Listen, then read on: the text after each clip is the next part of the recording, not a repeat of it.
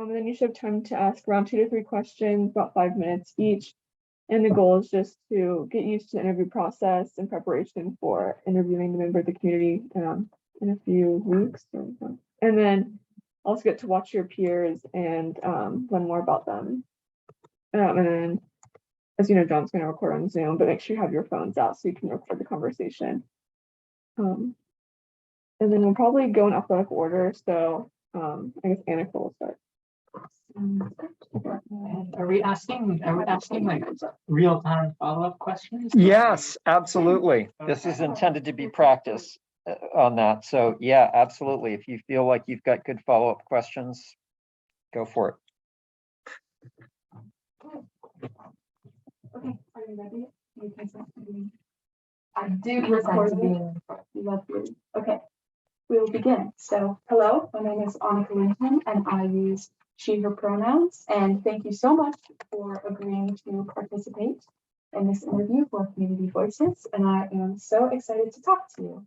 And as I think you know, I am recording this interview so that I can focus on listening to you rather than taking notes. So I can take those later. And the recording will not be used by anyone but me or shared with the public without your consent. Does that sound good? Okay. Okay. How would you like to be referred to during this interview?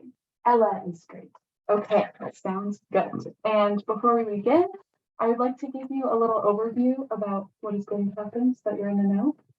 As you may know, we have interviewed many people in Oberlin to develop content for the Community Voices section of the environmental dashboard, which you may have seen around.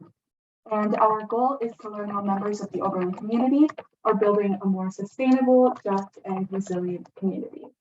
I'm particularly interested in your composting, no, not your composting, just your community experience and the questions that you responded to on the initial form.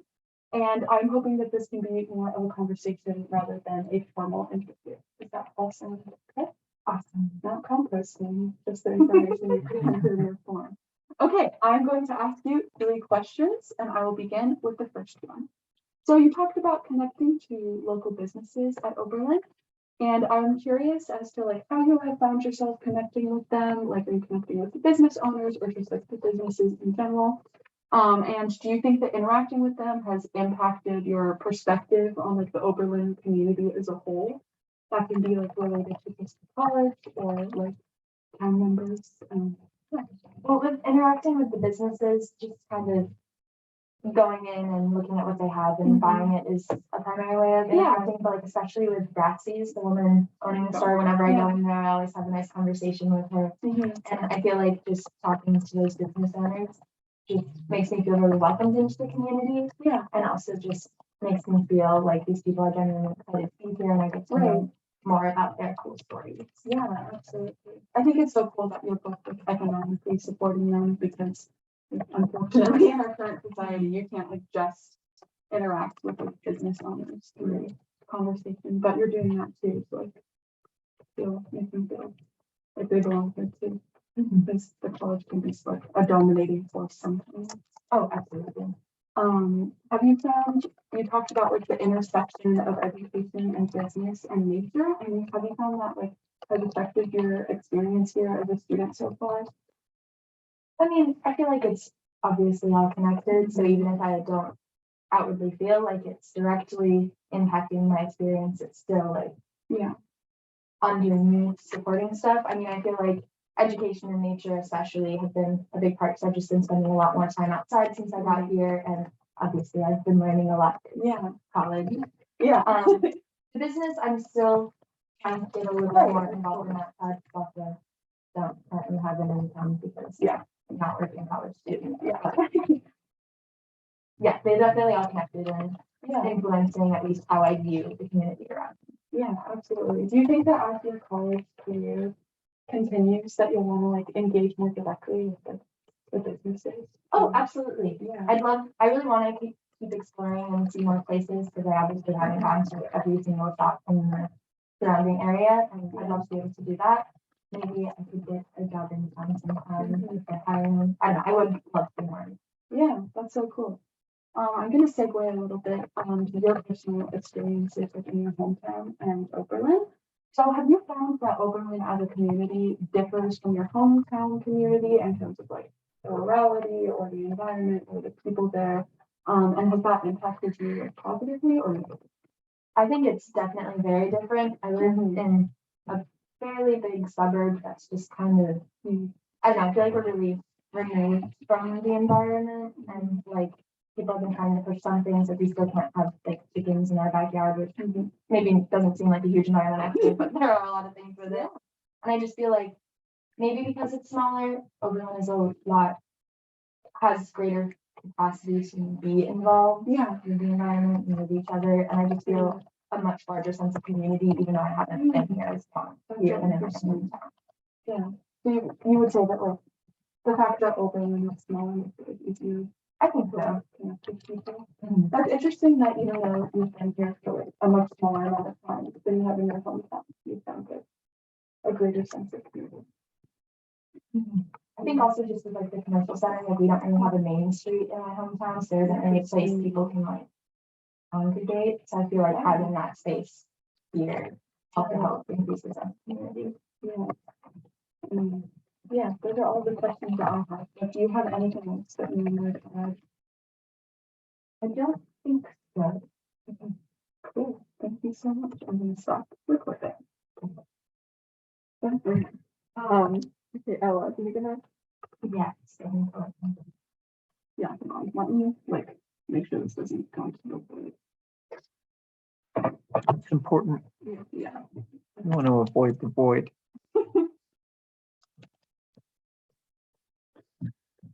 Okay. Okay, hi, my name is Ella. I use she, her pronouns, and thank you for agreeing to participate in the interview for the Community Voices. I'm really excited to be talking to you today. As I think you know, I am recording this interview just so I don't have to be taking notes during it. But this will not be shared with anyone but me without your explicit consent. So does that sound okay? That sounds great. Okay. And how would you like to refer to during this interview? Annika is great. Okay. All right, so before we begin, I'd just like to give you a little overview about what's going to happen. So as you may know, we've interviewed a lot of people for the environmental dashboard for the community voices section. And our goal is to learn more about how members of the Oberlin community are building a more sustainable, just, and resilient community. Right now, we're just particularly interested in your involvement with the Oberlin community as a whole. And I'm hoping that this can be more of a conversation than a formal interview. That sounds great. Yeah, perfect. All right, so I'm going to ask you 3 questions. Okay. All right. Sounds like a plan. Okay, perfect. So to start off with, you talked a lot about your activism within campus. So what do you think has been your most meaningful activism that you've been involved with? I'm a part of both SLAC and SEDGE. SLAC is Student Organizing Coalition and SEDGE is Students for Energy Justice.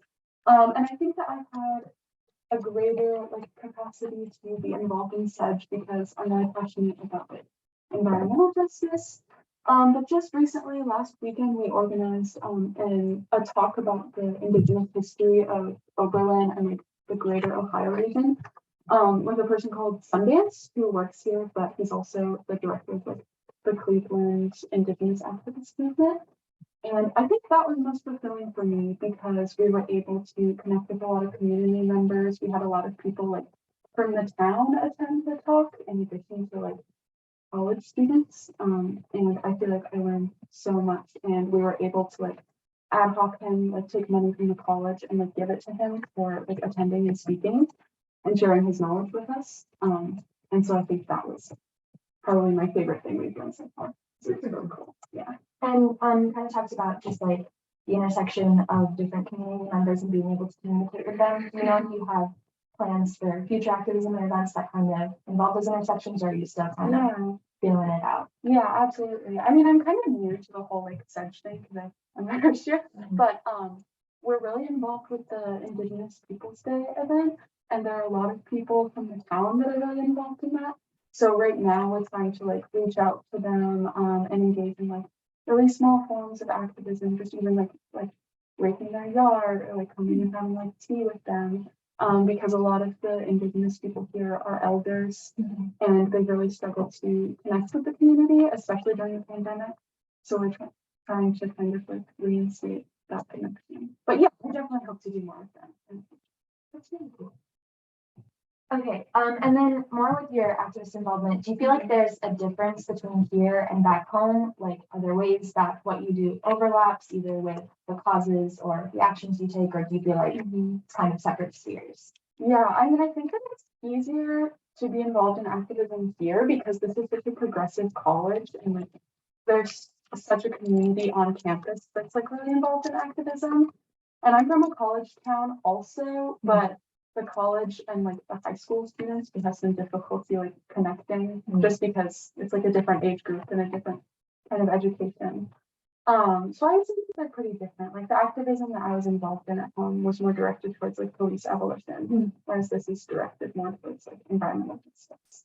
Do you hope to kind of bring environmental justice back to your hometown when you go, or are you want to still continue to have them kind of separate based on what you feel you can do? Yeah, I mean, that would be cool. I don't really have like a direct idea for that right now, but definitely over the summer, I want to do some work at home that relates to environmental justice for sure. Okay, and then this is kind of like segueing away from activism, but do you feel a difference in your connection? And you kind of talked a little bit about how they're both college towns, but you talked a lot about the things you like within this town, like the public library and just like the fun, funky stuff. And do you feel like there's a difference of what you like about your home and here, or are there like a deeper connection to one place? I know you haven't been here that long, but Yeah, that's so interesting. I don't know. The town that I'm from is in Southern California, so like the climate is really different, but the actual like setting itself is super similar because the colleges in my town are all really small. There's 5 of them. It's Claremont, but each of them have like 700 students. So it's like really, really, really similar to here. So it kind of feels like a home away from home, just colder Yeah. being here. But yeah, I've definitely not found I've been able to connect with like the little like funny stuff here. I think more easily and more quickly than I have at home because at home like our little like home center space is so dominated by college students. But here like I am the college student. And I am the one that's kind of like coming to a new place and like finding little places that remind me. okay, well, that's all I have. Did you have any ones you wanted to add? I do. Okay, perfect. Thank you so much. Just wait. Well, do you guys have a number you can text or something? I mean, I feel like one of us could also just like ask. Like the ones that least. Yeah, that's actually not a bad idea, so that at least we get Nick interviewed here, although the concept is for Reese to be, it's more focused on that side of it than on this side of it. So yeah, it's a little.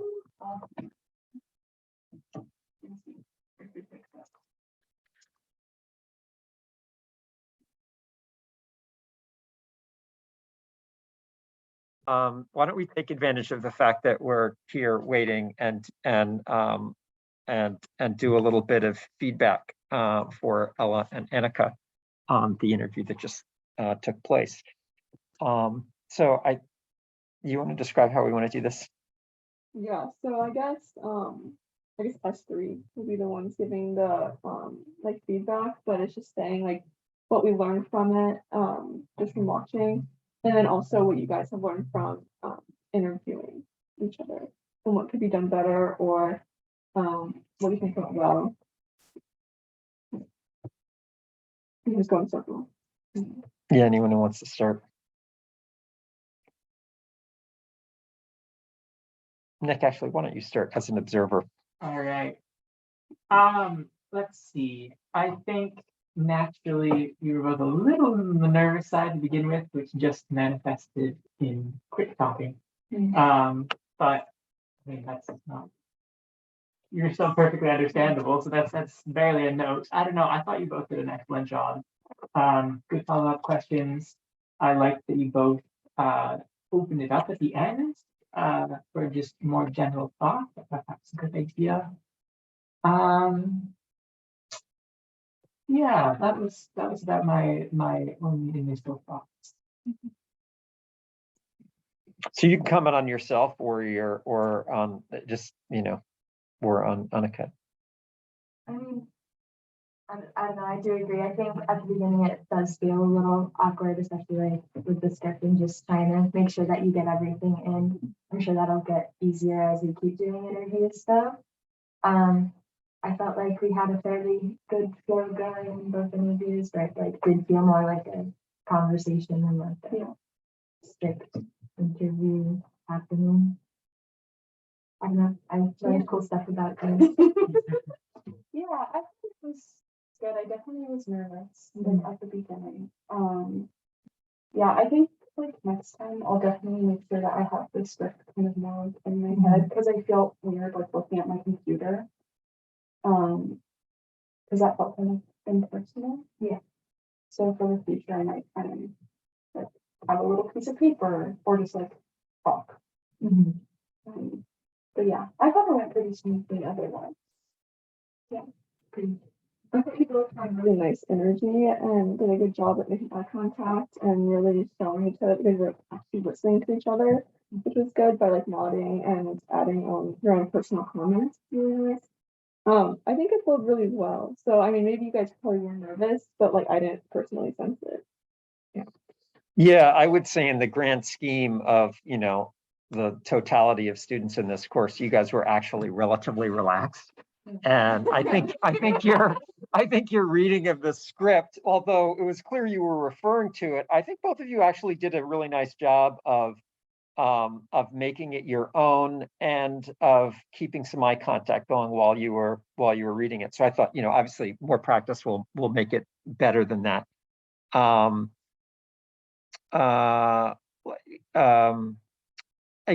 bunch of great quotes, I think, that Annika got from Ella that seemed like they were very nicely targeted for our ultimate objective, which is content that will be on the screens that is going to mean something to the local community.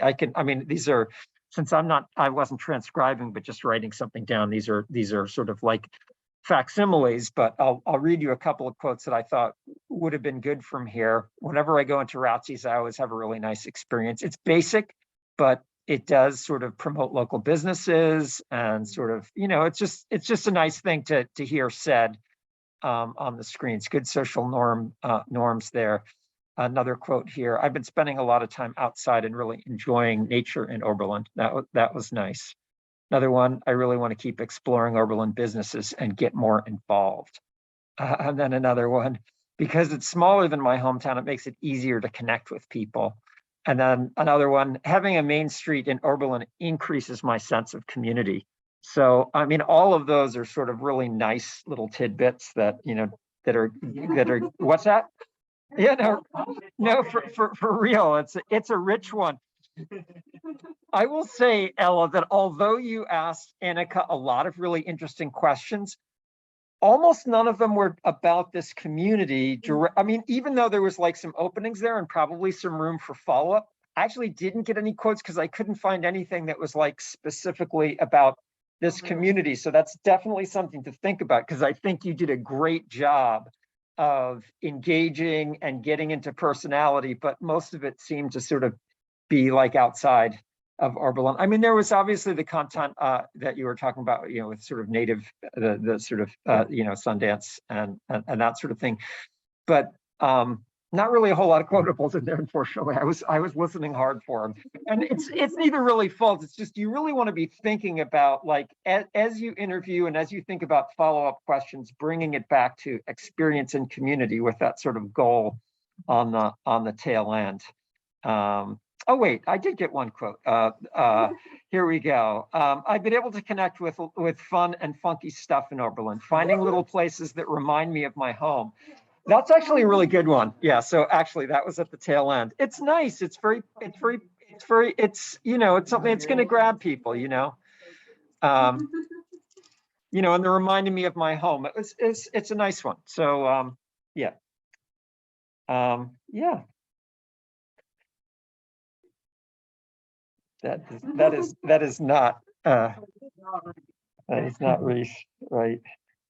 That may be our next group, but Hopefully they'll be okay with being a couple minutes. Did you have any sense of when Reese might actually arrive or? Oh, wait. That might be him on the horizon. How far is it? Oh, wait, never mind. Okay. No, he seemed very, surprised.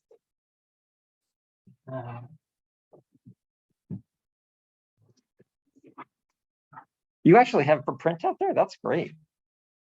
That's awesome. You're very prepped. No, I had this in the middle of this paragraph block.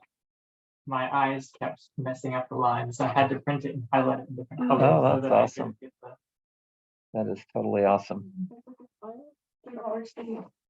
Yeah. The entire crowd. Pulling up Emergency his file. transportation.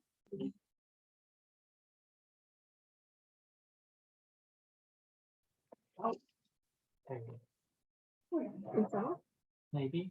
No, It doesn't- All right, whenever you guys are ready.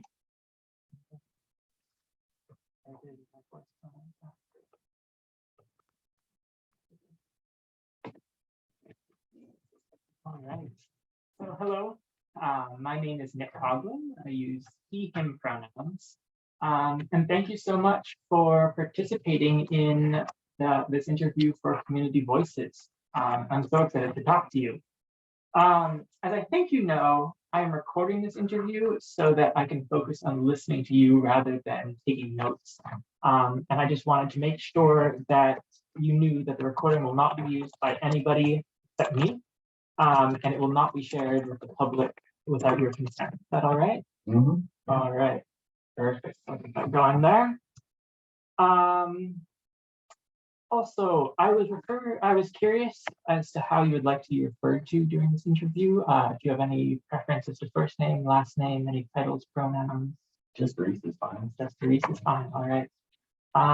And so before we begin, I'd like to give you a little overview about what's going to happen. As you may know, we have been interviewing many people in Oberlin to develop content for the Community Voices section of the Environmental Dashboard project. Our goal is to learn how members of Oberlin are building a more sustainable, just, and resilient community. And within this context, I am particularly interested to hear your general observations and impressions as a relatively new community member. I think you can offer a very unique perspective into this now. And so finally, I'm hoping that this can be a bit more of a conversation than a formal interview, if that's all right. And I have 3 questions. So if you're ready, we'll get started. Perfect. All right. So what do you enjoy most about having access to local outdoor areas in Oberlin? I mean, especially when we're to be in a breath of fresh air, be able to enjoy the surroundings, and I think it excites me and like kind of gives me energy to be able to enjoy public and spaces and look around and enjoy it. So, yeah. How do you find proximity factors into that? Oh, just how close you are to be able to get out to the outdoors. Oh, it's great. It's definitely. I can just take a train to get to a park or go on a long walk or long bike ride. It would definitely inhibit me from getting out there and doing it. The availability, I really appreciate it. Great. Let's see. I'm gonna pivot a little bit. You've mentioned in your bio that you were hoping to work for the Oberlin in the Oberlin Community Gardens. And I was wondering what excites you. First of all, what excites you about the prospect of volunteering there? And also what further connections to the community do you hope to gain through that process? Well, I don't know. I've always really enjoyed gardening. Get out and do work like that. And garden there that I would like to get involved with. And I think, I don't know, getting involved in organizations like that, I really feel connected to the town of Oberlin. Like a student that has someone who lives here. And I don't know, get to meet people who have lived here, worked here, feeling know like. Great, thank you. And then finally, I was just curious. I saw that you are from the Bronx. And I was wondering, after living in New York, do you have any insights on how community interactions differ in a small town like Oberlin?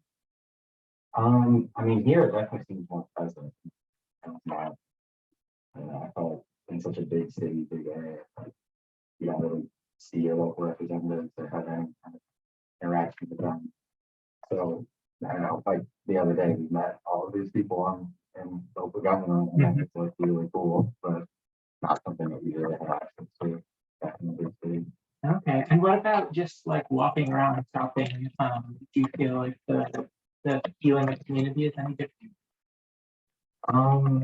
Yeah, I mean, definitely a lot smaller and so a lot. It seems more kind of homogenous than it is, but I appreciate it. Well, thank you so much for your time. I really appreciate it. Mhm. Good job. And then you. Sorry.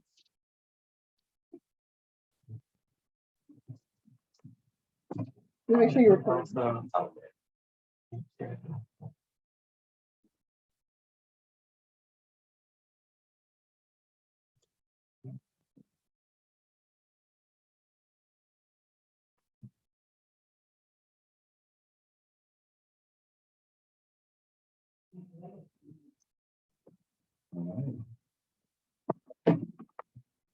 Hello, my name is Bree Shepard. I use he, him pronouns. Thank you so much for agreeing to participate in an interview for community license. Excited to talk to you. So as I think you know, I'm recording this interview so that I can focus on listening to you rather than taking notes. The recording will not be used by anyone but me or shared with public or shared with the public without your consent. So how would you like to be referred to today? Nick is great. All right. So before we begin, I'd like to give you a little overview about what's going to happen. As you may know, we have interviewed many people in Oberlin to develop content for the community voices section of Environmental Task Force. I've learned on the section of it, but our goal is to learn how members of the Oberlin community are building a more sustainable, just, and resilient community. And I'm particularly interested in your involvement and how some of your interests might contribute to that goal as a community. And I'm hoping that this can be more of a conversation than a phone. That sound all right? Sounds great. All right. So I'm going to ask you 3 questions today. So the first one, are there any, like I noticed from reading your bio, that you do a lot of projects and woodworking. So are there any projects or tinkering that have really inspired you, or projects that you've done that you're really proud of? Let's see. I have done lots and lots of automotive repair, which I am particularly proud of. I have basically restored my car from the ground up and gotten it together. I also, let's see, I have done lots of woodworking and metalworking in high school, which I really enjoy, and I'm hoping to be able to continue that here. I think there was some talk of setting up a blacksmithing forge on the Jones Memorial Farm, which would be great to be able to get out and mess around there. I also think that there's a few people in the Oberlin community in admissions to do such things and allow students to come work with them and learn from them kind of out of their houses within town as well. So I'm hoping to be able to follow up and continue some of those things too. Very cool. Is that Jones Memorial Farm the same place that does like City Fresh, that sort of thing? Yes, I believe it is. Very cool. Very cool. All right, so you're from Vermont. How does that compare, like Oberlin compared to your hometown man? Do you see any like parallels, differences, similar environmental problems or concerns? Let's see. So I am from middle of nowhere, Vermont. And so I have to drive for at least 15 minutes one way in any direction to get anything. And so being in Oberlin, I've really enjoyed being able to walk to things. There's a huge amount in striking distance. Benjamin Franklin has one of those school supplies. I love the hardware store and being able to get things at a moment's notice for projects or whatever. It's also just a lot more lively. I don't like where I'm from because it's so rural. There isn't really any sense of community or the town being a group. Really, it's very much just individual houses plunked down in the woods and fields. And so it's very kind of fun to you feel like you're part of something, you know. But we just there's a lot more of that sense of greater community and belonging. Yeah. That's very good. Yeah. So I know you mentioned Jones Talk, but are there any other organizations that you feel we can? Yeah, I am really hoping to get involved further with City Fresh. I believe that's what it's called, right? Yeah. I am very interested in agriculture, farming, of all sorts, and I have long thought that it would be interesting to be able to connect people and farms together to join the powers. There's a farm near me right across the lake in New York that's called Essex Farm, where they have one farm, all your food, and they provide their CSA members with everything: meat, grain, vegetables, dairy products, and I know it's a tremendous undertaking. So I was very interested to see that City Fresh is doing a very similar thing, making it accessible to the community as well. Not through the diversity of bringing lots and lots of different organizations together. And I think that's a very cool mission. So I'd love to get more involved with them. Sort of said I was trying to started volunteering. That was like great thing. Oh yeah. Yeah, that was fantastic. It was a bit of a walk. Okay. I think we're going to have to close here just because we've got this other group behind us, but I'm glad we were able to get this in. Let's just do a really quick feedback if you guys have any for these guys on their interviews. I think you both did a good job. Nice conversation. Maybe just like keeping on follow-up questions, just to like. I know we are short on time, but just to get the most out of these questions. I think I went really well. I thought you guys were both seemed like pretty confident and like well prepared. Yeah. Excellent. Yeah. I will say really good quotables in both of those. I won't read them to you, but I think when you look at the transcript, you'll find there's some good stuff in there. So good stuff. Okay. Reese, we're getting together tomorrow, right? At like what, 3:40 or something, right? In my office hours. Thursday, actually. Oh, is it Thursday? Okay. Right, I thought it was tomorrow. Yes, Monday and Thursday. You want to do Thursday? Yeah. Okay, because I think I put you down for Monday. Okay, good. Glad we talked about that. Okay, cool. Okay, see you guys on Tuesday. Thank you. Nice job. Yep.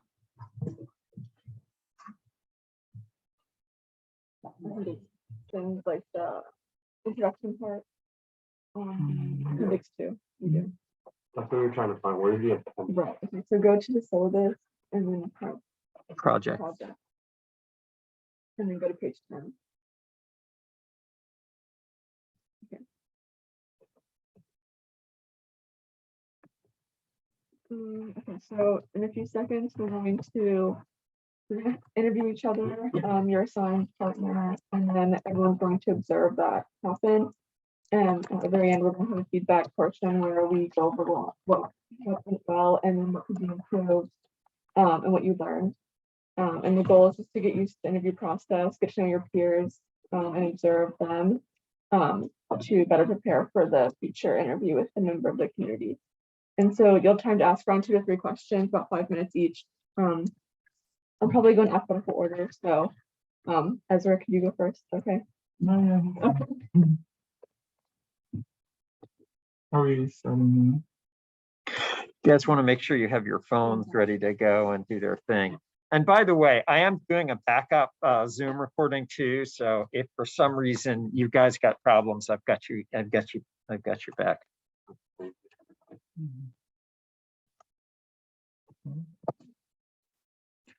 Cool. Do you mind if I record?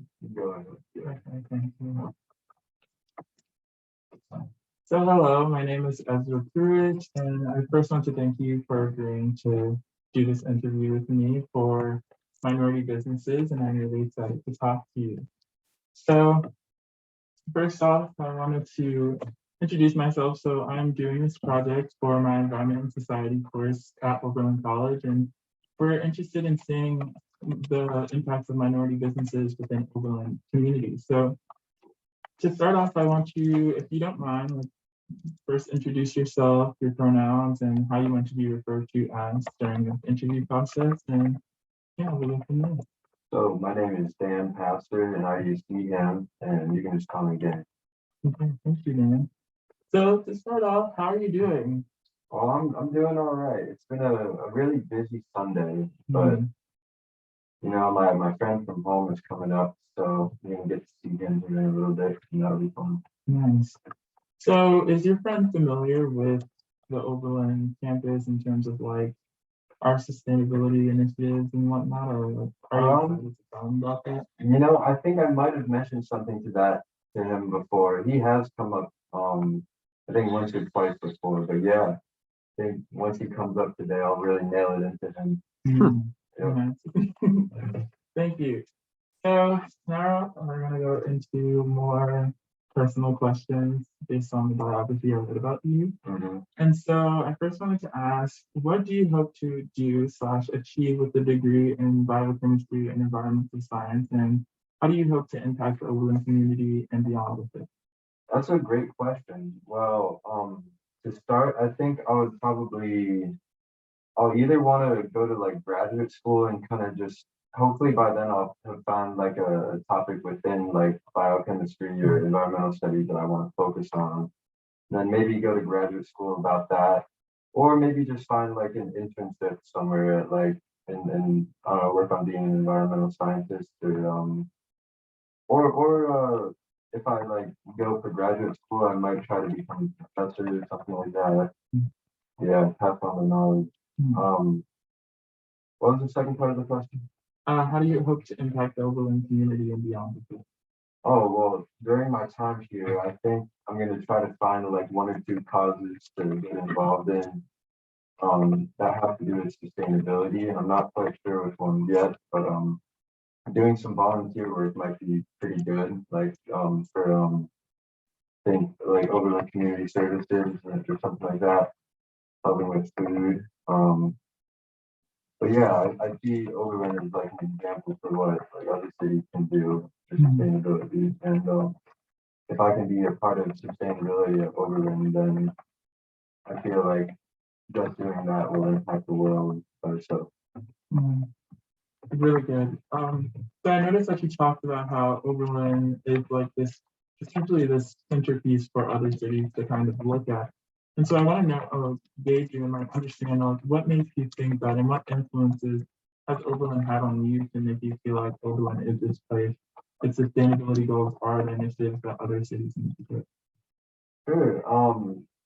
So this was an idea that we talked about in class when some panelists from the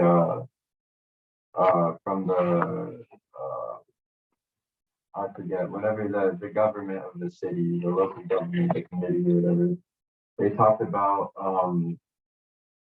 how Overland like serves as an example for what bigger cities might be able to do. And they basically discussed how Overland is like a very diverse population and that can be representative of big cities. And you know, like where I'm coming from, I come from an even smaller town than Overland. So kind of Overland isn't like the smallest kind of town. Like the fact that we have like, I don't know, like maybe 8,000 population, I can't remember. Like that's like shows that at that scale, sustainability can like in carbon neutrality like can be achieved. And so I think that just shows that bigger cities can do it too. Yeah. I have a couple more questions for you. So my next one would be, what do you wish Oberlin could do differently with its sustainability initiative? Well, I'd say that in terms of the environmental dashboard media that they've established within the Oberlin campus and the community, I'd say maybe if they just put more of those around, they could really increase exposure with probably like minimal cost, and I think that's a good way of reaching more people and spreading the message further.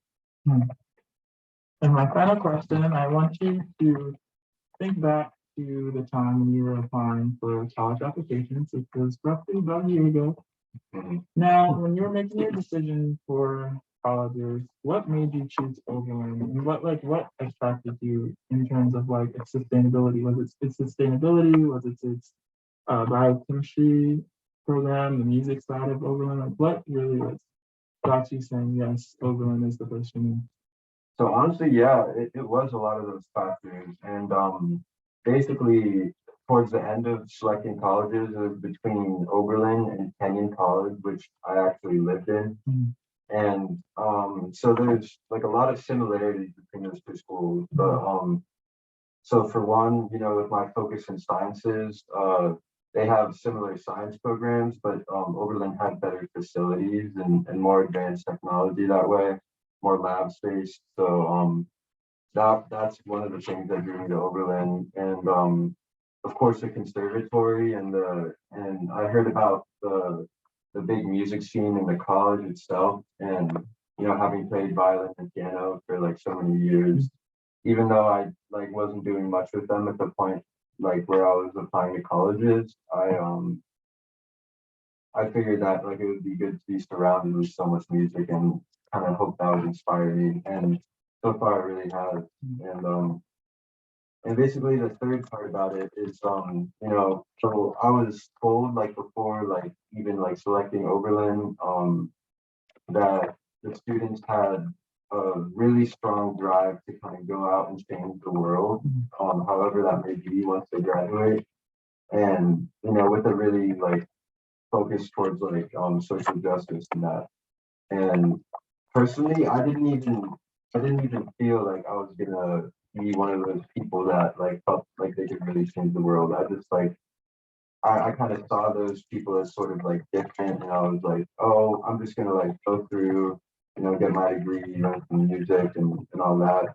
I didn't see myself being so inspired to want to go out and change the world, but being in my second semester now, I feel like that's really changed, and like I already feel like I'm capable. I have like the power to produce like a lot of change in the world if I really want to. Yeah. Well, that's all my questions that I have for you today. But I want to thank you so much for your time to take this on the interview with me. And I did want to let you know that this videotape, this audio recording that I have of our conversation is private, and I will be using it potentially, but I will also ask you for your consent later on to see if you would consent to me to use this. All right, that sounds good. Thank you. Good job. Great. Yeah. Yep.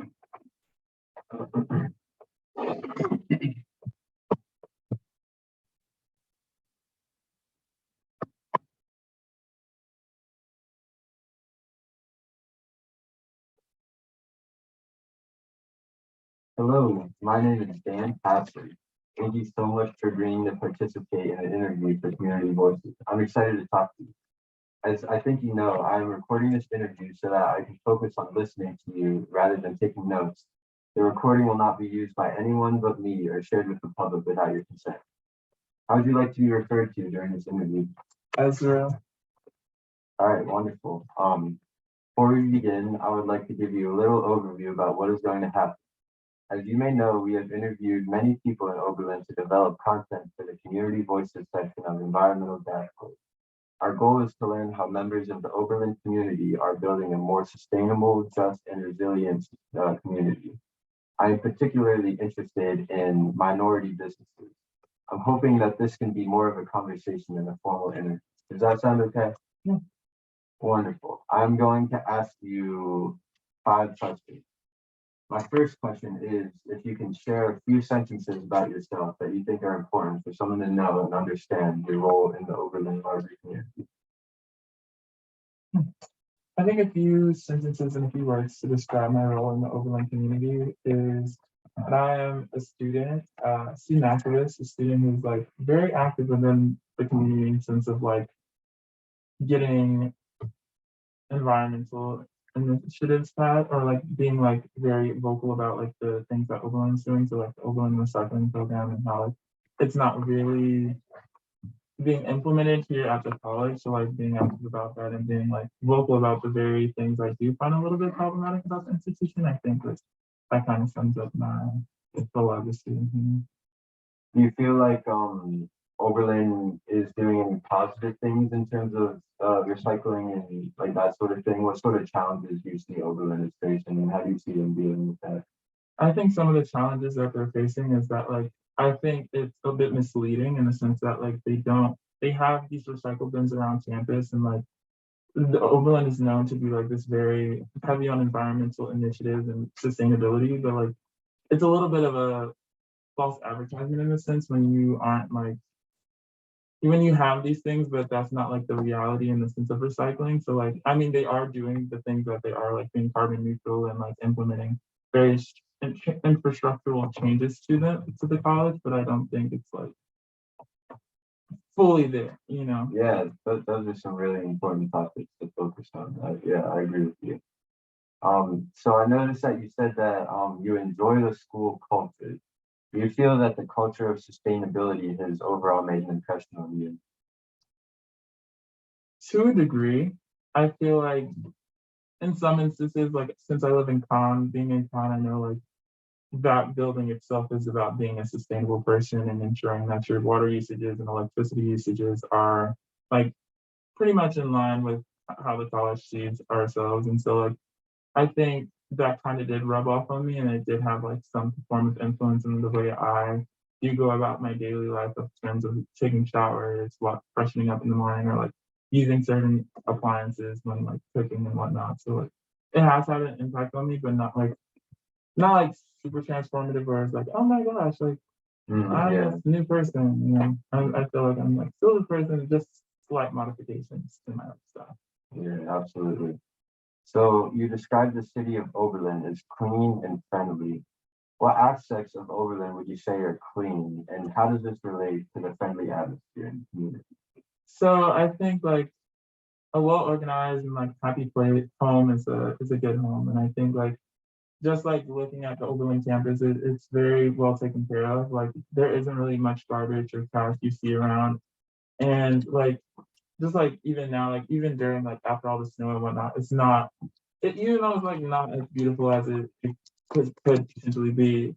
I think like the upkeep of Oberlin is very nice, and I think that contributes to the friendly nature because like you know like how you present yourself is oftentimes how the atmosphere is, and so like since Oberlin and the city looks like this very well put together, very structured place, I think it influences the community. And if you and you know, like since the community itself is beautified, it has an impact on the overall positivity levels of the community. And like I feel like if the city of Oberlin or like the town of Oberlin had trash everywhere, like wasn't didn't have the upkeep that it did have, I think the overall personality and the trait of the town wouldn't be as positive as I perceive it. Exactly. Everybody here can really kind of share a sense of pride of maintaining such a beautiful town. I agree. So, you talked about being a student activist. What clubs have you like, or what clubs or like organizations have you participated in so far, or plan to participate in the future? So I'm on one of the subcommittees for the student senate here, and so like for that we're like really trying our best to like organize different things for first years specifically here on campus, and so like just talking about various topics and various like issues that students have or like problems that like we see within the student life here at Oberlin. I think it's like part of that goal, and just like in general, I feel like all the other clubs like tennis club and I'm also in spring like choreo as well. I think like in those clubs, we also like talk about various things. And I think like actively engaging with material and actively engaging in things that influence and impact our lives, I think is also part of like the role of like really taking that activist piece and sharing those ideas with other people outside of like just student club setting, and, you know. Yeah, absolutely. Yeah, that's great. So my final question is, you're a musician from Chicago, Illinois, home of one of the most robust jazz scenes in the world. I would assume that your music has ties to your community at home and now to your community here at Oberlin as well. In a broader sense, do you feel that your music connects you to the environment that surrounds you?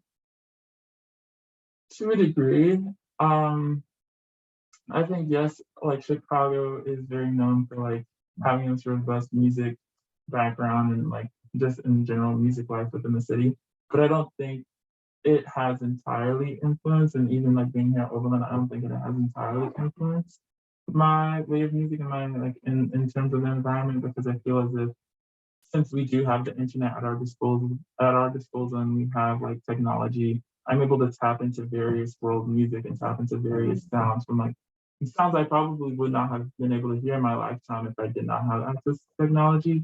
And so I think like, and I think technology has had a greater influence on my musicianship and a greater influence on like the sounds I produce, because I've been able to tap into a world that seems worlds away, but it's also like at the touch of my fingertips and very close to me. So I think to a degree, it like some slight degree it did have an influence, because like, you know, I'm in these spaces and I hear different sounds.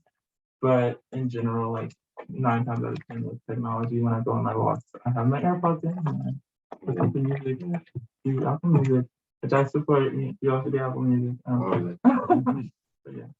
That's all I need. All right. Well, those are some great responses. Thank you for taking the time to do this interview with me. Mhm.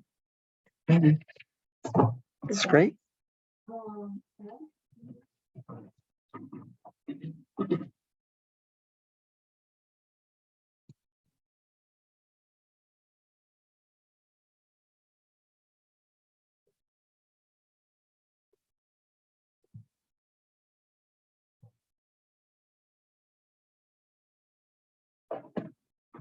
Hi, my name is Sam Yaneo. Thank you so much for agreeing to participate in this interview for Community Voices. I'm really excited to talk to you. As you know, I'm recording this interview so that I can just focus on listening to you rather than taking notes. This will be private. How would you like to be referred to? Oh, you can call me one. Got it. Before we begin, I want to give you a little bit of overview.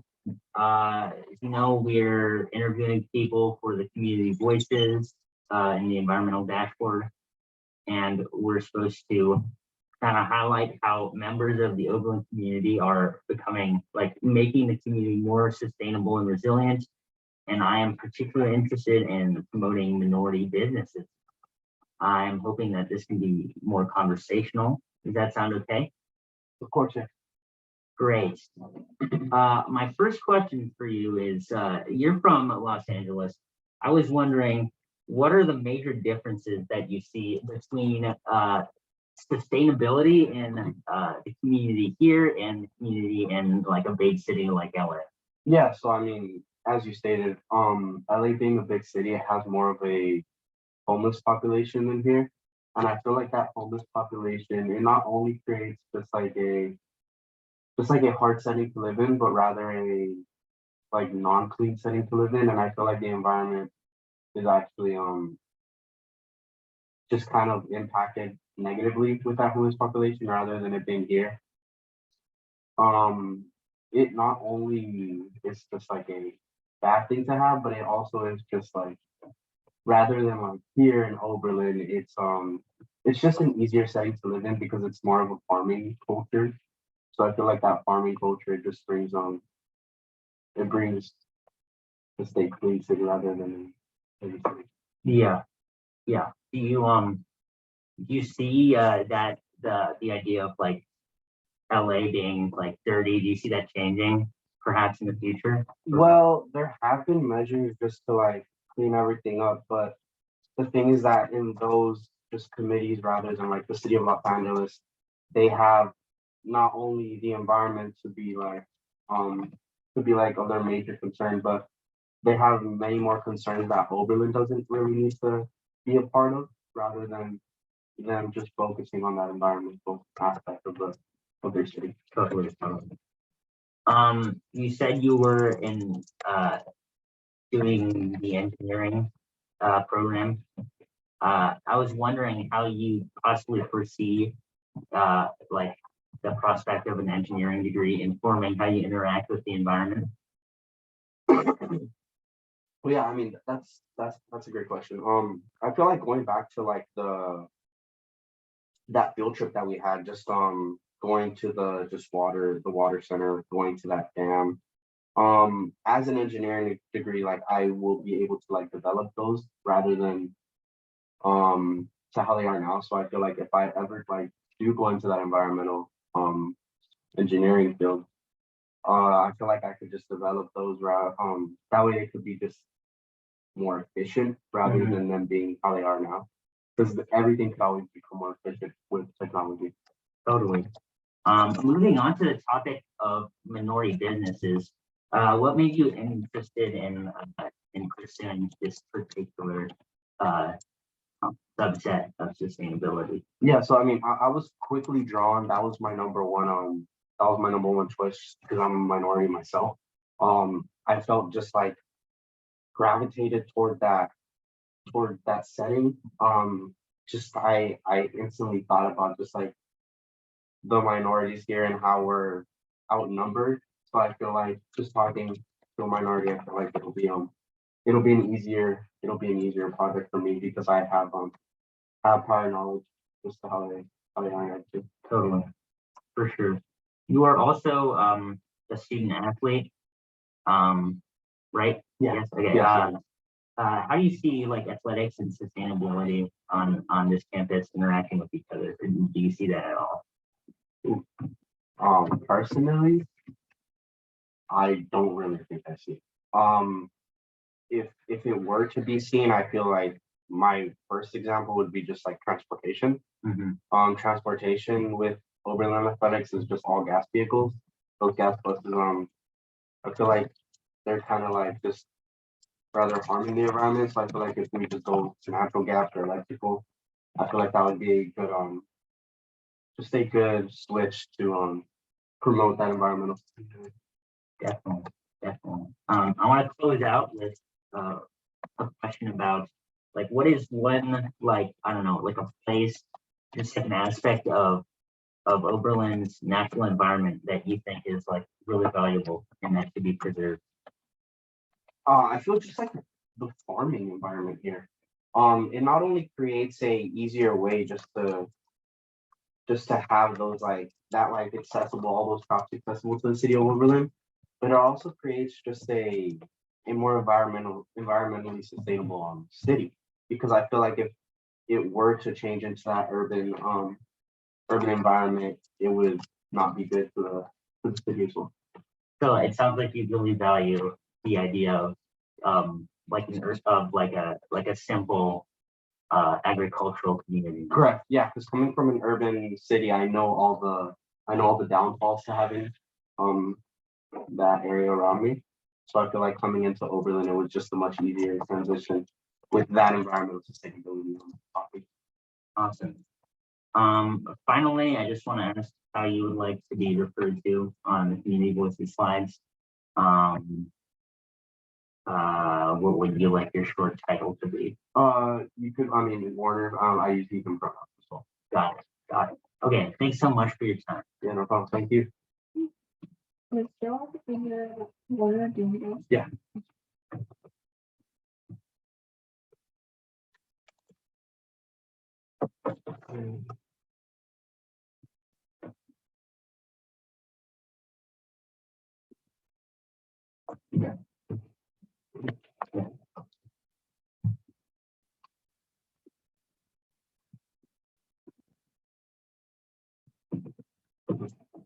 Hello, my name is Warner. Thank you so much for agreeing to participate in an interview for Community Voices. I'm very excited to talk to you. As I think you know, I'm recording this interview so that I can focus on listening to you rather than taking notes. The recording will not be used by anyone but me or shared with the public without your consent. First off, I would just like to know how you would like to be referred to during this interview. You can just call me Sam. Perfect. So before we begin, I would like to give you a little overview about what is going to happen. As you may know, we have interviewed many people in Oberlin due to develop content from the community voices section of Environmental Dashboard. Our goal is to learn how members of the Oberlin community are building a more sustainable, just, and resilient community. I'm particularly interested in minority businesses. I am hoping that this can be more of a conversation rather than a formal interview. Does that sound okay? Sounds good. Awesome, Sam. Wonderful. I'm going to ask you 6 questions. So great. My first question is, you wrote that you love the community here at Oberlin. Do you believe that the community has done a good job to help Oberlin become as environmentally sustainable as possible? I mean, I am like not super knowledgeable at this topic, like only know what we learned in class, but I mean, it does seem like that the greater Oberlin community, like the town and like the people that live and are affected by a lot of this, have actually done a lot to change this in the past couple decades. From what it seems to me, it does seem like maybe the college could be doing a lot more than they currently are doing, and it doesn't really help when they when they say that they're recycling. They put recycling bins everywhere, but so that isn't going in the recycling. And just more transparency from this like billion dollar corporation, when they're like in some ways negatively impacting like a surrounding area. Like I think a lot more maybe transparency on that end would be very beneficial. Yeah, no, awesome. That was a great answer. So I'm going on to the next question. I see that you like the Arboretum here at Oberlin. Do you believe that the city of Oberlin has kept the Arboretum environmentally friendly? I'm not really, I don't really know that much, but just from what I can tell, it does seem like it's like a very beautiful place. And I don't see a lot of trash there. And it's just like, you go there and it's just so like silent and isolated and like kind of serene. And it's a very nice place to go. So I like, from what I can tell, yes. Okay.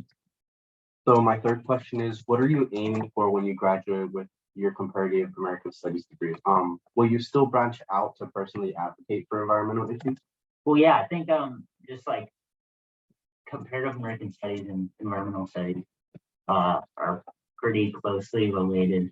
And I think just I do intend to focus at this point. I'm not really sure what I'm going to be doing, but I do intend to focus on like lower income marginalized communities of color, and they're like the communities that are impacted the most by global warming and are also like talked about the least when it comes to global warming. So I would like to maybe focus on that in the future. Yeah, totally agree with you. So my fourth question is, I read that you're from Seattle. So what city do you believe has done a better job to become an example in the topic of environmental sustainability?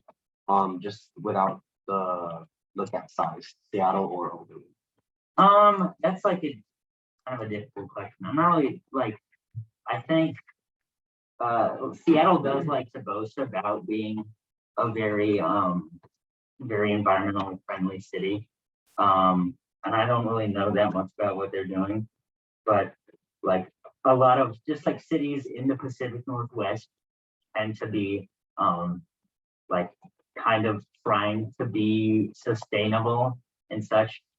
And I think that maybe like there's huge differences in like the climate, like on the West Coast and here, which really make that like very hard to compare. But from what I can see, like Oberlin is doing a pretty like good job and like a lot better than like I really expected. So I'll say that. Yeah, I totally agree with you, being from LA myself. So my fifth question is, music is a language in itself. Do you believe a song of the environment will impact Oberlin positively? I think I think music has definitely been used like tangentially to the environment. The environment, it affects people, and like people affect the environment. And I mean, I'm sure that could be definitely a good, like, just that goes in the like falls within the vein of like community outreach and getting people to care. So yeah, I think that would be pretty beneficial as well. But you can't also discount the massive importance of like actual like action as opposed to like, you know, like music. Of course, yeah, no, I totally understand that. So, you mentioned that you mentioned the expansiveness of the town of Oberlin. Do you believe that Oberlin should stay a major farming environment or slowly convert into a sustainable urban environment since everything will be newly built? Mm. I mean, I don't see why it has to be necessarily like mutually exclusive.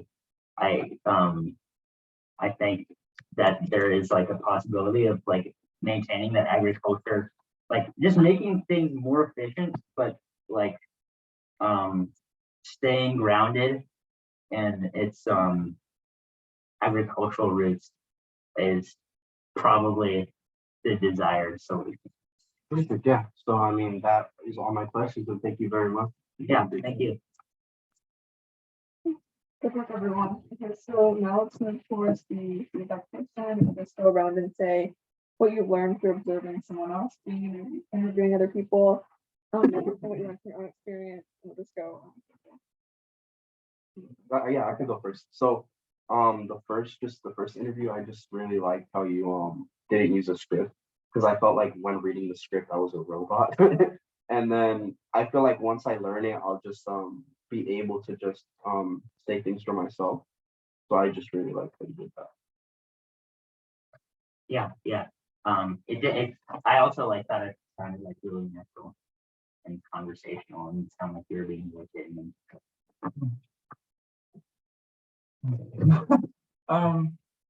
What I noticed is that like when I saw you all using the screen, I saw that it was kind of like a wall put between you and the interviewee. And so like I guess like taking that away, like, you know, when I do go into these interviews, I think just having like more like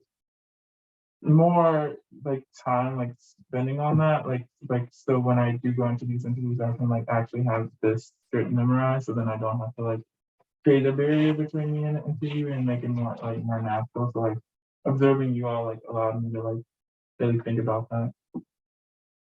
Yeah, I agree with that. And overall, I think it was just helpful to kind of feel out how like an interview goes along and get a feel for like how long people normally talk after you ask them a question. And sort of like the natural pauses that you take or like affirmations that you say to keep it conversational. Yeah. I think everyone did a really good job creating a space for authentic and honest conversation, especially through like little small talk in the beginning, and just showing you're listening. And then I think also one more thing is just really cater your questions to the members of the community you interview them, because you want them to be knowledgeable about like what they're being asked about, so they have like you can build off of that instead of being like, oh, I don't really know. So it's good just to make sure your questions really cater to their interests. Yeah, I thought you guys did a great job of being conversational with each other. I mean, you guys were clearly listening to each other, and there was lots of follow-up questions, probably more than other groups. I think the one thing I would really stress is thinking about like the ultimate product you're working towards, which is content that is about Oberlin, that will be on Oberlin screens, that meets those those core communication principles we talked about.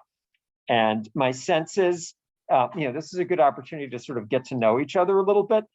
And I think it's useful to ask questions about people's sort of home and contrast that with Oberlin. But I think at the end of the day, you really do need to ask yourself the question always, am I getting content that I'm going to be able to extract things that are about this community for and about, the larger Oberlin community? Because everything that we deem as being, ready for the screens is going to be stuff that is somehow talking about, the larger Oberlin community. So you really want to think hard about, are your questions getting that, and are your follow-up questions moving you towards that content? So just just saying that as something to, keep in mind now that you're a little bit more comfortable with the process. Now, just so you know where we're going next. So you guys have a recording that within the document that you wrote your questions, you'll be transcribing the parts of the interview that you think actually have content that might be useful. So you don't need to write down everything that every answer the person said. You only need to write down tidbits of text that you think are going to potentially have quotable content, and then you'll be highlighting that and talking about like how you see those quotes as being connected with the core communication principles. So that's kind of like next stage of this. As I say, if any of your recordings don't work, I will have posted and I'll send out an email link to the recordings that I've made during these. You obviously won't have that back up the next time you did it, but again, as your next interview will be with Oberlin students before we get into the community interviews. So I think thinking a little bit about most of the students are upperclassmen, you'll be influenced, so they have a little bit more experience in the community, but really trying to target your questions on what's their involvement in the community been, and how can you sort of really bring out information that's going to connect to the community. Cool. All right, guys. Have a great rest of your Sunday.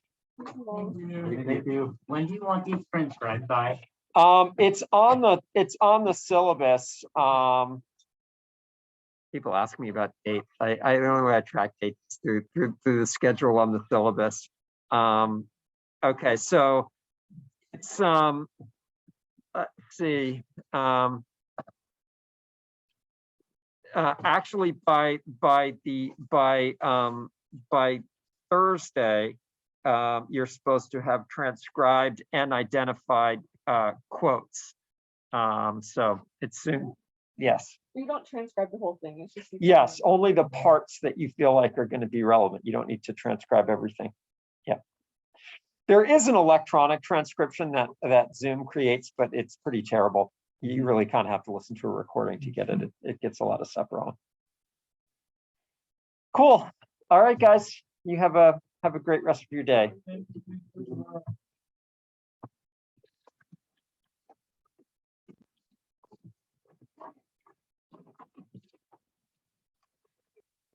So you got the Browns jacket on there. You a fan of our team here? Not really. I just thought it looked cool. Okay. Take care, Sam. All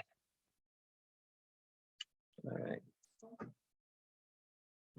It's interesting how different groups are, maybe it's like how they know each other, maybe not. I mean, it's I don't know. It's really amazing how different. I mean, I see them understand